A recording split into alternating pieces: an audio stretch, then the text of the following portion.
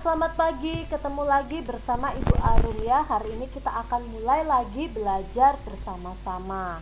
Nah, hari ini sebelum kita belajar, mari sama-sama kita berdoa terlebih dahulu. Ambil sikap doa yang baik, mari kita berdoa bersama-sama. Dalam nama Bapa dan Putra dan Roh Kudus. Dikasihilah hati kudus Yesus di seluruh dunia untuk selama-lamanya. Allah Bapa di surga, kami berterima kasih atas waktu yang boleh kami terima ini.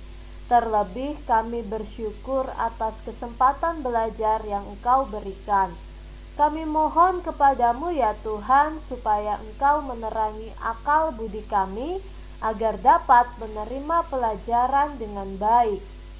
Berilah kami kekuatan, agar dapat memahami pelajaran yang akan kami pelajari ini.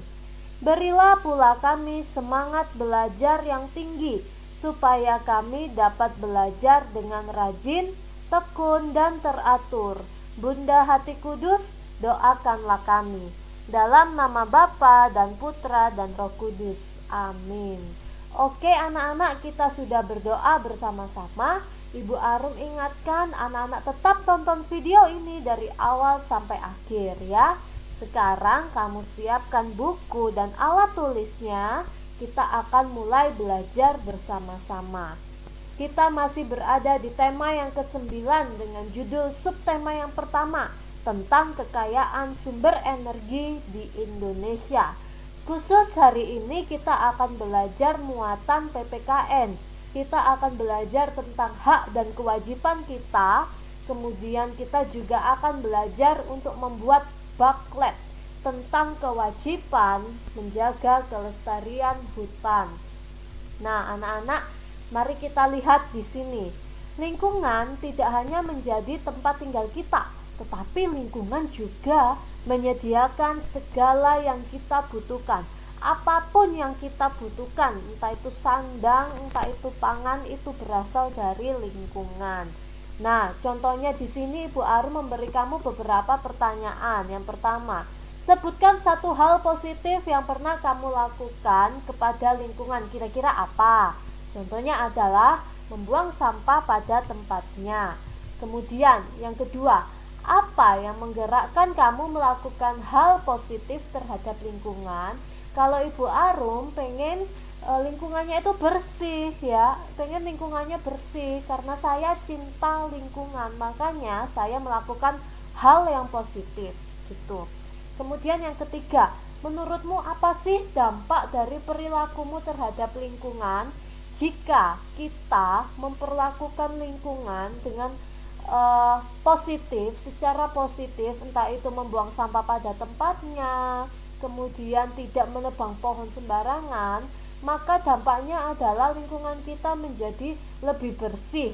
Tetapi kalau kita merusak lingkungan, maka lingkungan di sekitar kita juga pasti kita tidak nyaman untuk hidup di situ ya. Nah, di bukumu ada teks tentang peduli lingkungan, kewajiban kita. Nanti coba kamu baca. Nah, sebelum kita masuk lebih dalam lagi, Ibu Arum ingatkan lagi antara hak dan kewajiban. Hak adalah sesuatu yang diterima atau yang diperoleh setiap orang. Sedangkan kewajiban adalah sesuatu yang harus atau wajib dilakukan dengan penuh rasa tanggung jawab. Jadi anak-anak, antara hak dan kewajiban harus seimbang. Tidak boleh ada yang paling banyak. Ya, tidak boleh ada yang paling banyak, harus seimbang antara hak dan kewajiban. Contohnya di sini ya, Ibu Arum kasih kamu beberapa pertanyaan. Jika hak adalah sesuatu yang menjadi milik kita, coba kamu beri 3 contoh hakmu sehubungan dengan lingkungan kamu tinggal. Contoh, kita berhak menggunakan fasilitas umum ya di lingkungan kita. Kemudian kita berhak menghirup udara yang segar. Kemudian kita juga berhak menikmati lingkungan yang bersih. Sedangkan pertanyaan yang kedua, setelah kamu tahu hak-hak kamu di atas, lingkungan tempat tinggal kamu, Maka kewajiban apa saja yang perlu kita lakukan agar hak kita terpenuhi? Maka kita juga harus melakukan kewajiban kita. Contohnya adalah menjaga fasilitas umum dengan tidak merusaknya. Kemudian menjaga kebersihan lingkungan dengan cara membuang sampah pada tempatnya. Itu contohnya. Nah, nanti kamu juga tulis hak-hak di sini ya. Contoh-contoh hak lain terhadap lingkungan kita. Kemudian kamu juga tuliskan kewajibannya. Nah, di bukumu juga ada diskusi tentang antara Tony dan Johnny tentang kebiasaan menghemat energi. Nanti coba dibaca halaman 21. Kemudian kamu juga jawab pertanyaan-pertanyaan di bawahnya. Ibu Arum dan Ibu Aida sudah menuliskan pada Google Classroom kalian masing-masing. Nah, sekarang adalah membuat booklet tentang kewajiban menjaga kelestarian hutan. Kenapa sih kok hutan itu perlu dijaga? Nah, anak-anak, kamu tahu nggak sih bahwa bahan baku dari kertas itu adalah pulp yang berasal dari kayu. Tidak hanya kertas saja anak-anak, tapi ternyata tisu juga dibuat dari pulp ya. Nah, anak-anak, satu pohon itu bisa dijadikan 10.000 sampai 20.000 lembar tisu. Bayangkan hanya satu pohon bisa menjadikan banyak sekali tisu ya, lembaran tisu. Kira-kira per minggu ya, kira-kira di rumahmu berapa kotak tisu yang kamu gunakan per minggunya ya? Pasti kalau misalnya kamu semakin banyak atau semakin boros dalam menggunakan tisu, maka akan semakin banyak juga pohon yang ditebang. Nah, kenapa sih seperti itu? Kita harus menjaga kelestarian pohon. Nah, anak-anak, perlu kita tahu ya bahwa satu batang pohon itu dapat menghasilkan oksigen yang dibutuhkan untuk 3 orang. Nah, manusia itu sangat butuh oksigen. Manusia bernafas menghirup oksigen.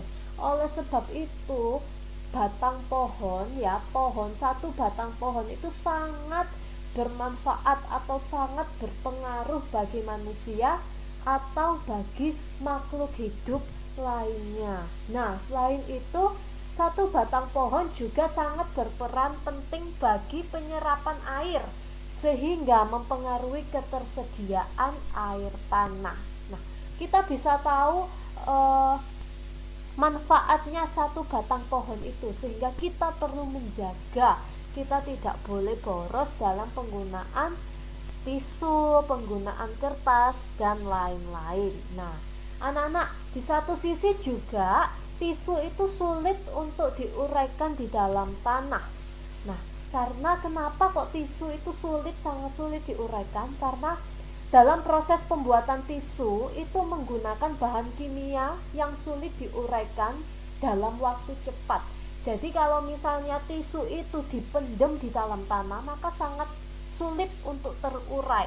Jadi membutuhkan waktu yang lama agar tisu itu terurai. Nah, oleh karena itu kita harus mengurangi penggunaan tisu. Nah, kita bisa menggantinya dengan menggunakan lap atau serbet atau sapu tangan dan lain-lain ya. Nah, anak-anak, coba bayangkan jika jumlah penduduk Indonesia itu 200 juta orang dan setiap satu hari satu orang menggunakan setengah gulung kertas tisu, maka jumlah gulungan kertas tisu yang digunakan oleh penduduk di Indonesia adalah sekitar 100 juta gulung tisu per hari. Waduh, kira-kira bagaimana?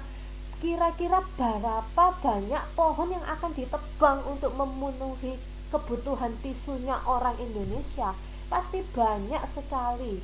Dan kira-kira berapa banyak hutan yang akan ditebang untuk memenuhi kebutuhan tisu tersebut? Pasti sangat banyak ya. Oleh sebab itu anak-anak, fungsi hutan itu sangat penting bagi kehidupan kita di bumi. Jadi kita wajib untuk menjaga dan melestarikan hutan. Coba kamu perhatikan diagram ini ya.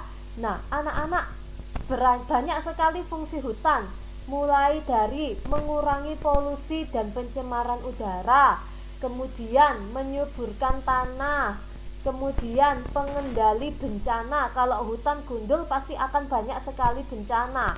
Kemudian tempat penyimpanan air, kemudian habitat bagi flora dan fauna. Habitat itu tempat tinggal bagi hewan dan tumbuhan yang ada di hutan tersebut.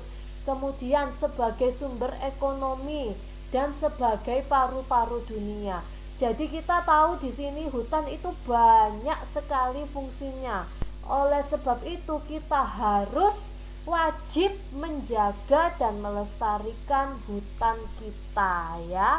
Nah, anak-anak, di sini Ibu Arum dan Ibu Aida memberikan tugas praktik tentang daftar membuat booklet ya, membuat booklet tentang daftar kewajiban kita terhadap hutan.